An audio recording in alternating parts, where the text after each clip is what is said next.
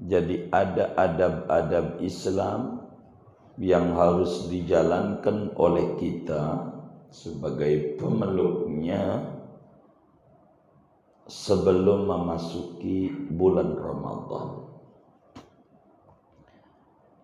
Kemudian ada adab-adab yang harus dijalankan oleh kita ketika mengalami bulan Ramadan. Ketiga, ada adab-adab yang harus dijalankan oleh kita setelah mengalami bulan Ramadan. 3 aja adabnya, enggak banyak.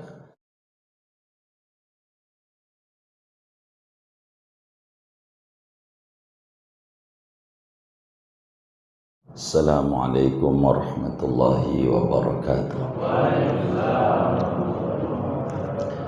Bismillah walhamdulillah, salawatullah wassalamuhu ala rasulillah wa ala alihi wa sahbihi wa man tabi'ahu wa walah, wa ba'du, fa yaqulullahu tabaraka wa ta'ala wa huwa asdaqul qailin, ya ayyuhalladzina amanu kutiba alaikumus shiyam kama kutiba alal ladzina min qablikum la'allakum tattaqun.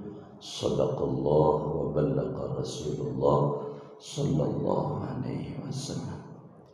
Al-mukarramun, para alim ulama, para asatir, para hujat, para kesepuhan, wabil khusus Ketua DKM Masjid Al-Fat Ustadz Kamaluddin. Hadir juga di sini Ketua Masjid dan Ketua Yayasan Kuba Ustaz Haji Ahmad Marzuki, Pak Haji Suryadi, dan masih banyak ini yang hadir, Pak Haji Nahwallah. Kita berdoa bersama keluarga besar Al-Fat, maharta semuanya diberi keberlimpahan barakah oleh Allah, kesehatannya barakah, umurnya barakah, usaha-usahanya barakah, rizkinya barakah, keluarganya barakah, anak keturunannya barakah. Amin ya rabbal alamin. Saudara sekalian, sudah menjadi kearifan lokal setiap kajian menjelang memasuki Ramadan ditawakufkan sementara, diberhentikan sementara, bukan untuk tidak mengkaji, oleh karena menggeser waktu.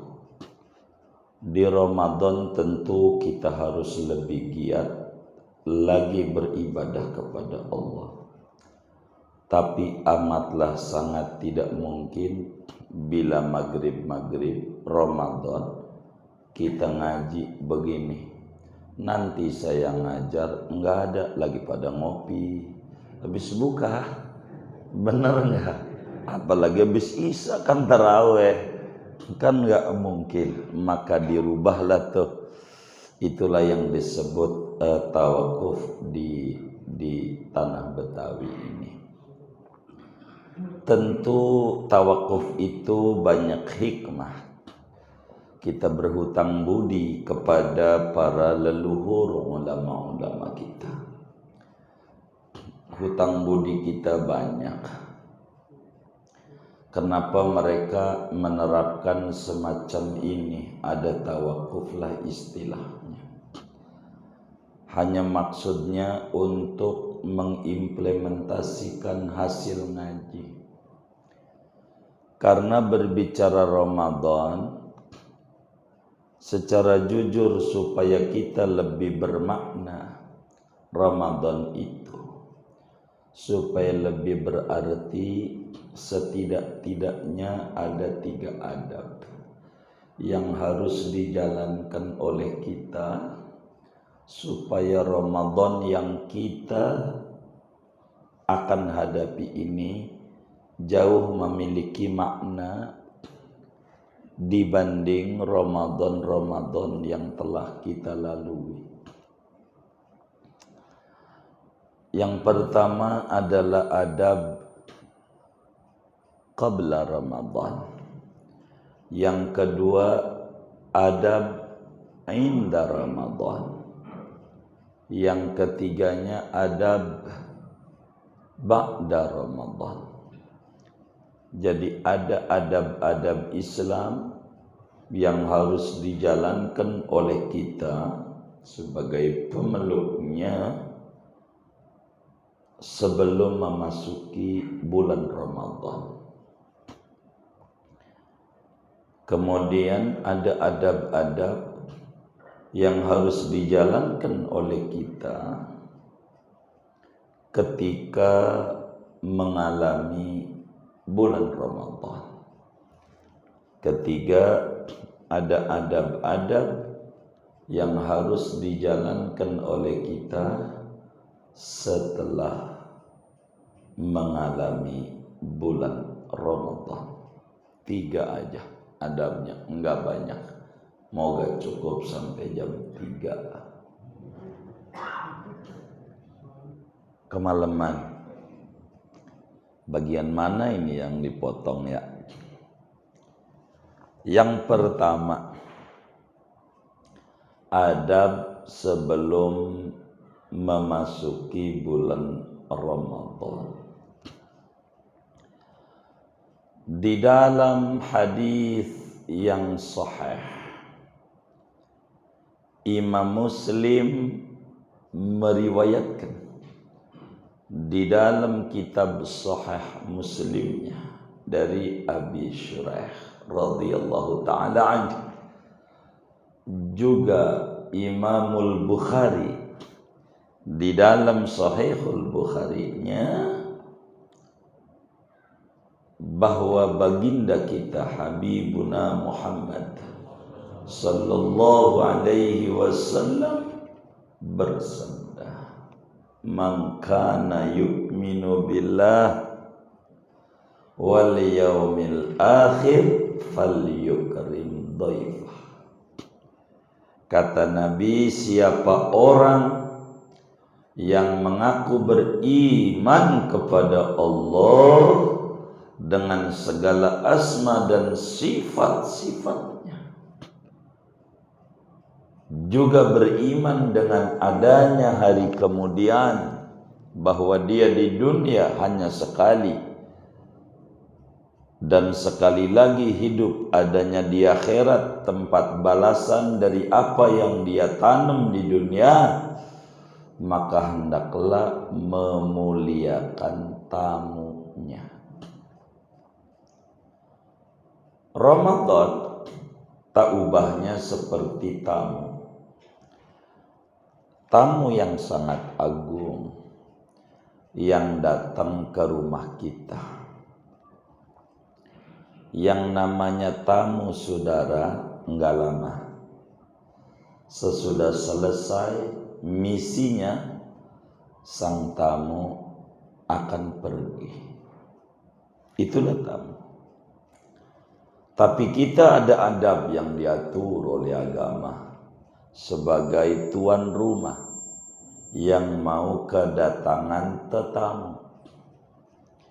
Apa adab-adab sahibul bait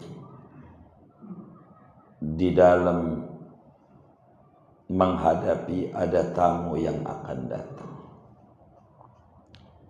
Bagaimana bila tamu itu adalah calon besan dari anaknya dia yang kita suka sebagai calon besannya dengan perilaku mulianya? Rumah kita dibersihin dari kabang-kabang bersih sampai lantainya yang kotor. Sebetulnya hujan mau enggak, cuman enggak tahu itu air dari mana datangnya. Tahu-tahu banjir aja. Ini enggak ngomongin mahal tangga, jangan kesinggungan, gak enak saya. Pasti mijah bagaimana? Enggak. Kan harus dibersihin tuh sampah-sampah. Bahkan dikasih ornamen-ornamen. kasih hiasan-hiasan yang sangat mewah demi ada tamu yang datang ke rumah kita. Demikianlah Bapak Ibu Saudara, namanya Ramadan. Dalam hadis riwayat Imamul Baihaqi, juga Imam Ibnu Khuzaimah di dalam kitab Sahih Ibnu Khuzaimahnya, Rasulullah sallallahu alaihi wasallam menyebut Ramadan syahrun azim. Ramadan itu bulan agung. Jadi tamu yang akan datang ke rumah kita ini tamu yang amat sangat agung. Bila Nabi sebagai hamba yang agung, Rasul yang agung, Nabi yang agung, yang diagungkan oleh Tuhan yang Maha Agung, menyatakan bahwa Ramadan adalah bulan agung, maka la ya'lamu qadrahu illahu, tidaklah mengenal kadar ketinggian Ramadan kecuali Dia. Maka ada adab-adab yang harus kita jalankan. Kita orang ini di Al-Fat ngaji kita Bapak ya? Hadis arba'in. Baik. Bagian ini aja biar nyambung ngajinya ya. Adab-adab sebelum Ramadan itu saudara, cara menyambut tamu agung ini ada 12. Moga cukup sampai jam 12. Masih kemalaman kata abang kita. Sampai jam berapa ini ya? Yang pertama, adab sebelum Ramadan itu adalah tashihun niyah. Yang pertama adalah meluruskan niat. Niat kita di dalam menyambut Ramadan ini kudu benar. Sebab sebagaimana penjelasan sebelumnya dijelaskan bahwa Imamul Haddad menyatakan dalam Risalatul Muawanahnya, i'lam wa 'alaika ya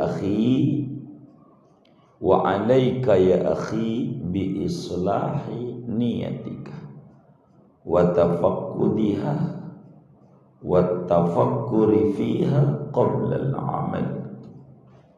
Fa inna niyata imamul a'mal wal a'mal tabi'atul laha husnan wa qubhan wa sihatan wa fasadan.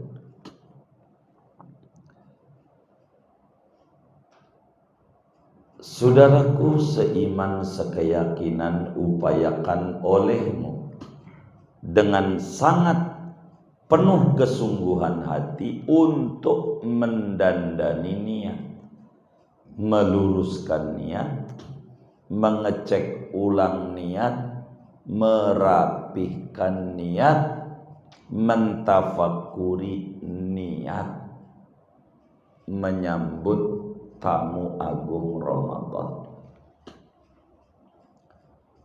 Sebab niat kalaulah sholat namanya imam.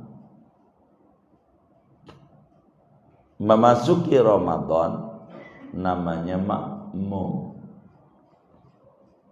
Baik buruknya makmum bergantung kuat pada baik dan buruknya imam.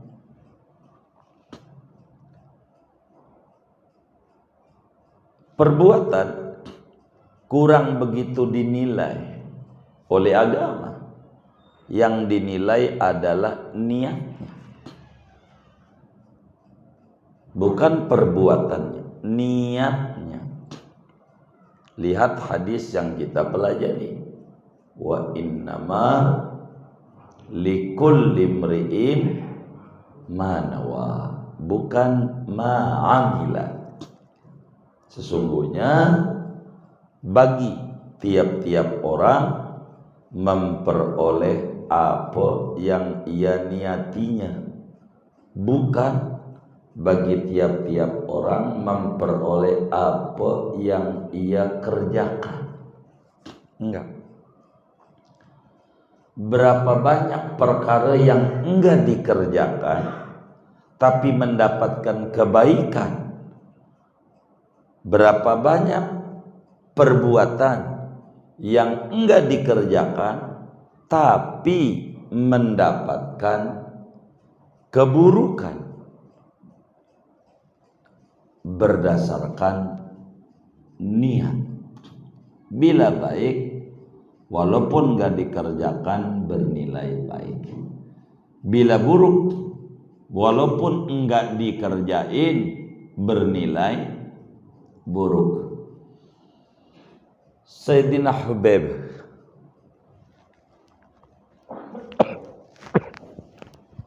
radhiyallahu ta'ala dalam surat apa ini ya, An-Nisa, Allah subhanahu wa ta'ala menyatakan, wa may yakhruj min baitihi muhajiran ila Allahi wa rasulihi faqad summa yudrikhul maut faqad waqa'a ajruhu 'ala Allah.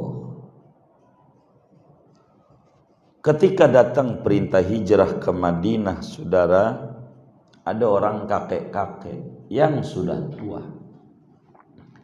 Kakek-kakek yang sudah tua. Ada di Marta kakek-kakek yang masih muda.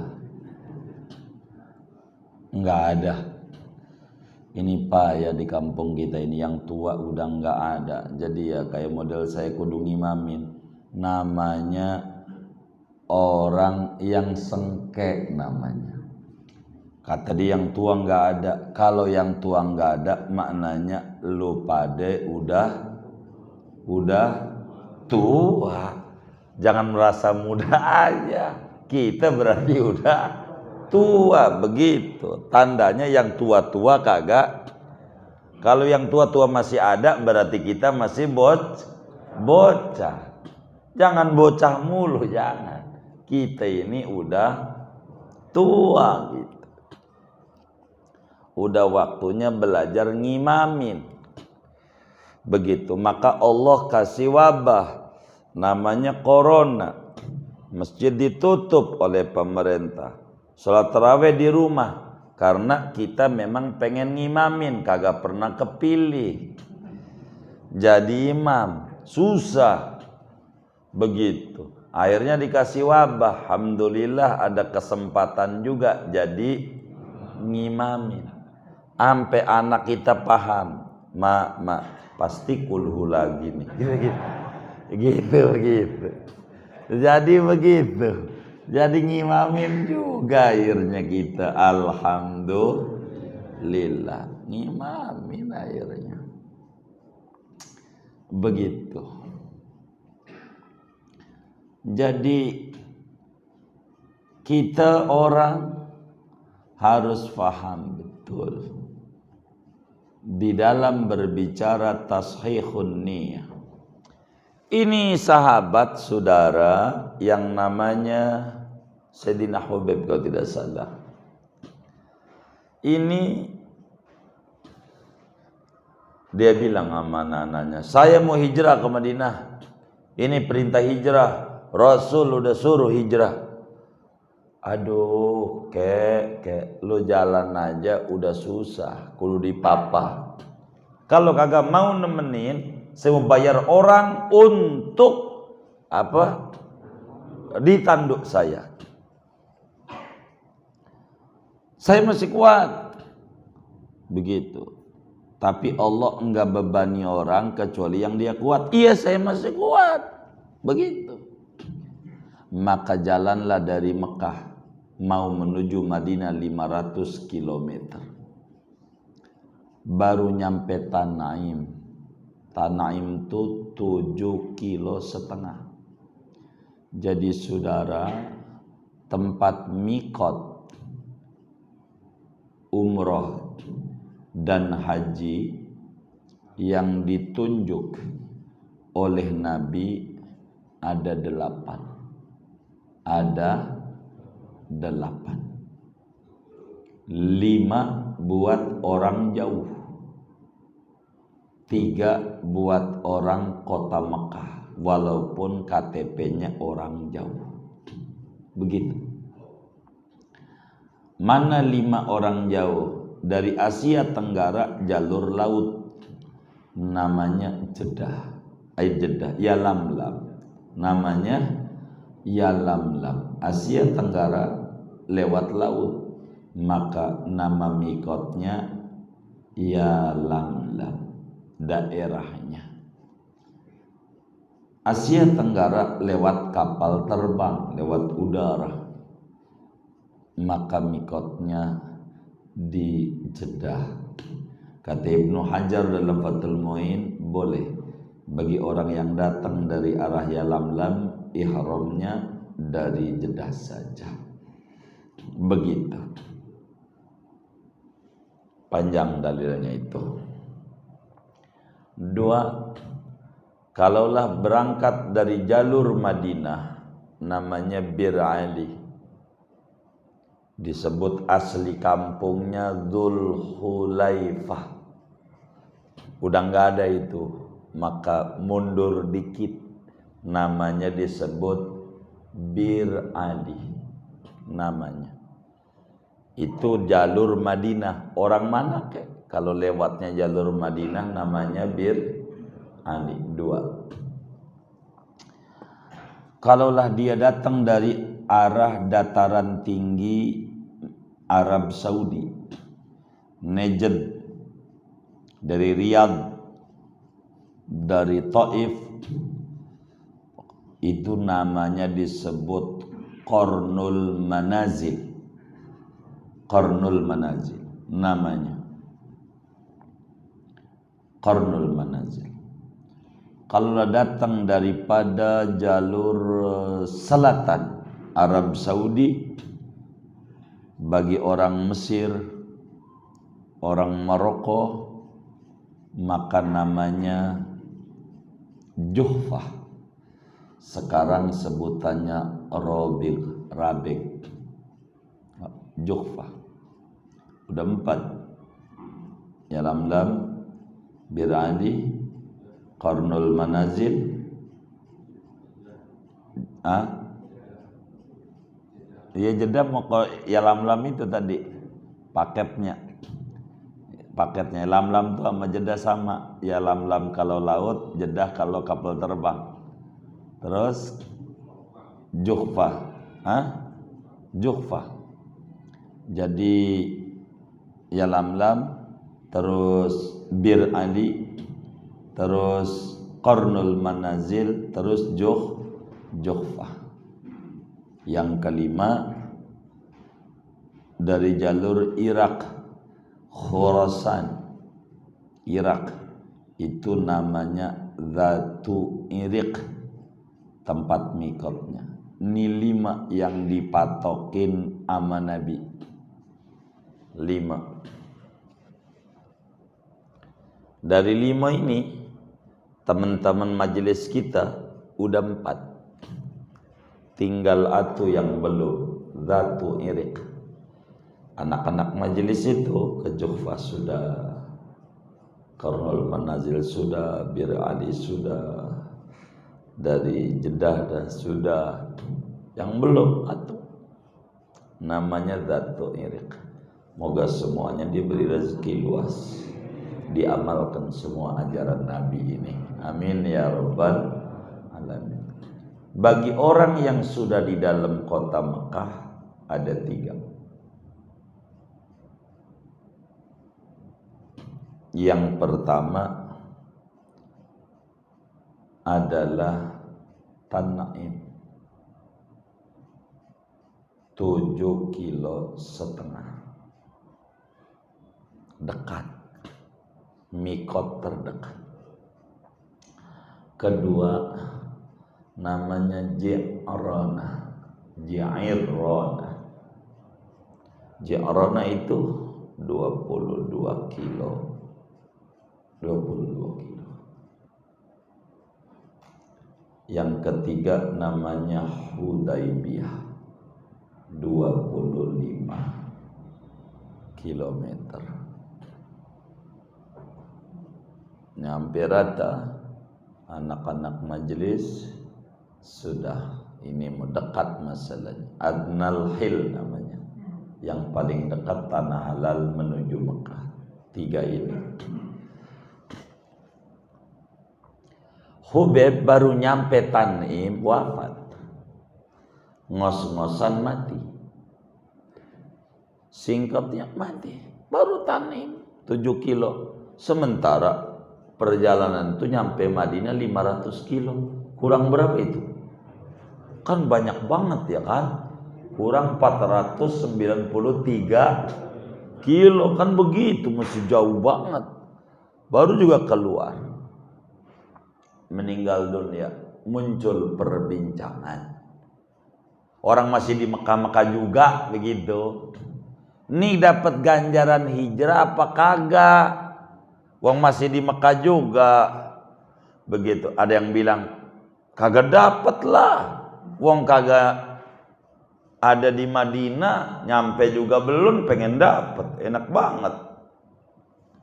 Ada yang bilang ya dapat lah. Maka turunlah ayat, wa may yakhruj min baitihi muhajiran ila Allahi wa rasulihi summa yudrikhul mautu faqad waqa'a ajruhu 'ala Allah. Siapa orang yang keluar dari rumah niatan hijrah menuju Allah dan Rasulnya, kemudian mati di tengah jalan, belumlah sampai tempat hijrah, maka ditetapkan ganjarannya di mata Allah. Dapat ganjaran gara-gara niat. Amal baiknya belum, niatnya baik, dapat ganjaran. Demikian sebaliknya, niatnya buruk, amalnya enggak, dapat nilai buruk. Dalam hadis Bukhari Muslim, Rasulullah sallallahu alaihi wasallam bersabda, "Idzal taqal muslimani bisayfayhima fal qatilu wal maqtulu finnar." Bila muslim dua orang gontok-gontokan, tonjok-tonjokan, bacok-bacokan, maka yang membunuh dan yang terbunuh dua-duanya masuk neraka. Sahabat bertanya, Nabi, kalau yang membunuh masuk neraka, aneh paham, sebab dia pelaku tindak kriminal, wajar masuk neraka. Ini nih yang saya nggak ngerti, kenapa dia korban, dibunuh tapi masuk neraka juga. Apa enggak udah jatuh ketiban tangga? Dijawab oleh Nabi, innahu kana harisan ala qatli sahibi. Masalahnya dia nih pengen bunuh, cuman keduluan. Bunuhnya mau belum, tapi masuk neraka gara-gara niat. Bagaimana kita Ramadan nanti?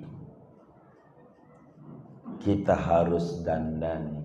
Adab yang pertama, niat menyambut Ramadan. Ada satu warning dari Nabi untuk menjadi bahan atensi bagi umatnya.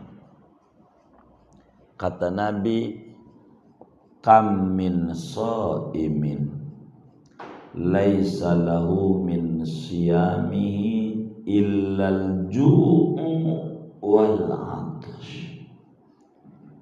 Kam bahasa mahartanya seabrek orang yang berpuasa.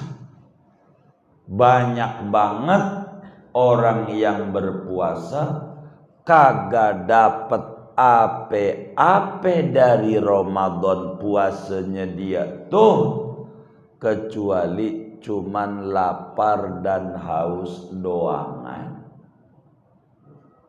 Jadi kalau Nabi bilang banyak banget, itu menunjukkan pemahamannya sedikit sekali orang yang ngalamin tetamu agung mendapatkan nilai keagungan dari kedatangan tamu agung ini. Ngalamin Ramadan tapi tidak ada nilai apa-apa selain terjebak pada formalitas, rutinitas kewajiban seorang muslim dengan merubah skedul makan yang tadinya makan pagi NU PKS, nasi uduk plus ketupat sayur. Jangan catat. Siang makan, sore makan, malam. Ini dirubah. Yang pagi ditarik rada malam namanya sahur, yang siang didabel dengan maghrib. Maka waktu maghrib es kelapa ada, es jeruk ada, sirup marjan ada, sirup jamrud, sirup ruby, macam-macam. Susu, teh, kopi ada. Kolak iya. Apa aja itu, Be? Kumpul. Yang pada akhirnya bacaan sama tapi penyambutan berbeda. Bacaannya sama, yang datang sama, tapi cara nyambutnya berbeda. Maghrib dengar adzan, Allahu Akbar, Allahu Akbar, Alhamdulillah. Maghrib girang banget. Dengar adzan maghrib tuh girang. Bahkan ada orang baru jam 3 udah ngababurit. Nungguin apa? Adzan maghrib. Begitu. Mestinya temennya aja suruh adzan. Kayaknya mirip nih sama adzan maghrib. Begitu. Dicari itu. Padahal nggak dicari juga bakal nyamperin. Itu kan orang yang rada-rada. Mau nyari apa? Nggak diparan-parin juga maghrib juga. Duduk di rumah nih, maghrib juga sama. Begitu. Tapi waktulah dia dengar adzan Isya, yang tadi maghrib alhamdulillah udah maghrib, pas Isya astagfirullah, udah Isya aja ya. Mana kolak belum dimakan, belum ngopi, belum ngerokok, udah Isya aja, cepet amat. Begitu.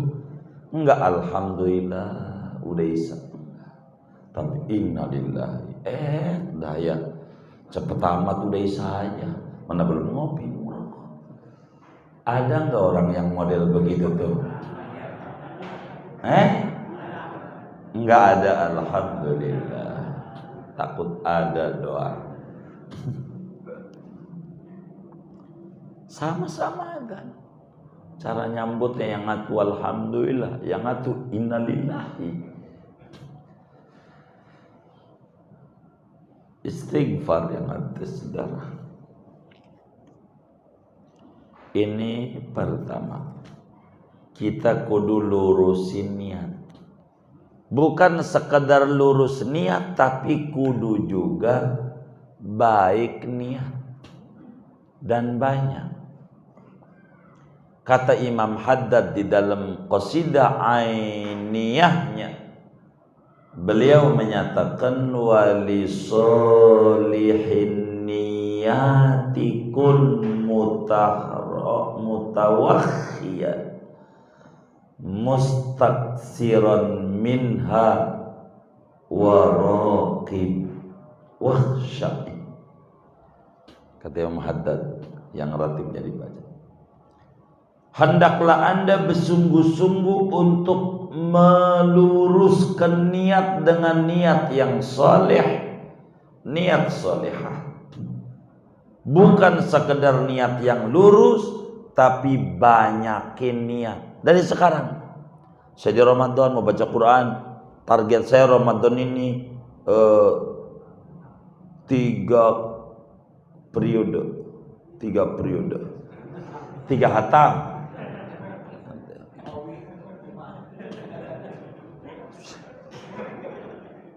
3 hatam. Target saya 6 kali hatam.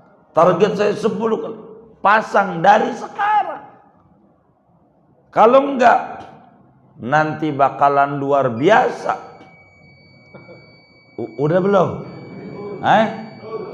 Ya Allah. Saya ngeri nasi uduknya takut jadi rangginang doang.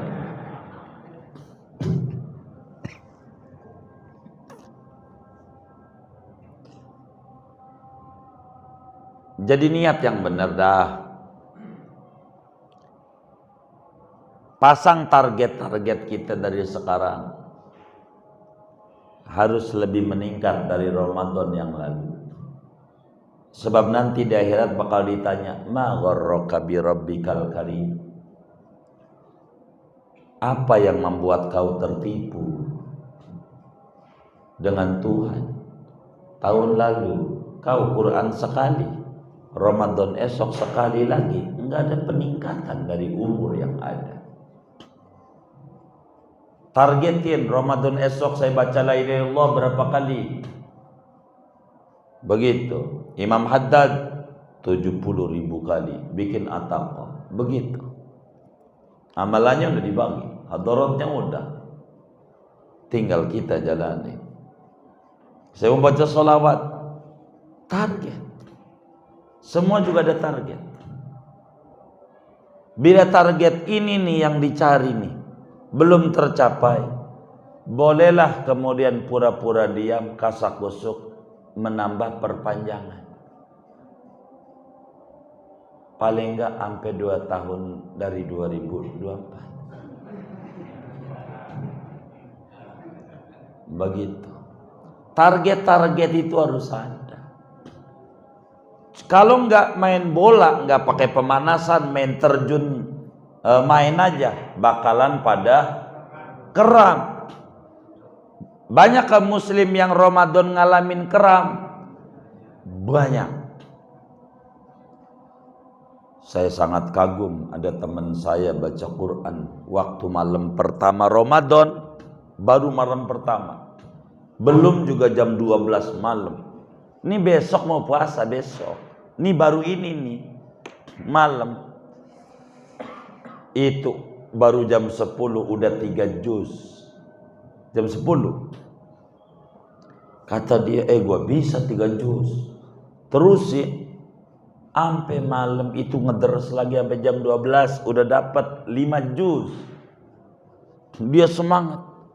Sampai malam itu dia dapat 7 juz. Alhamdulillah. Semangat.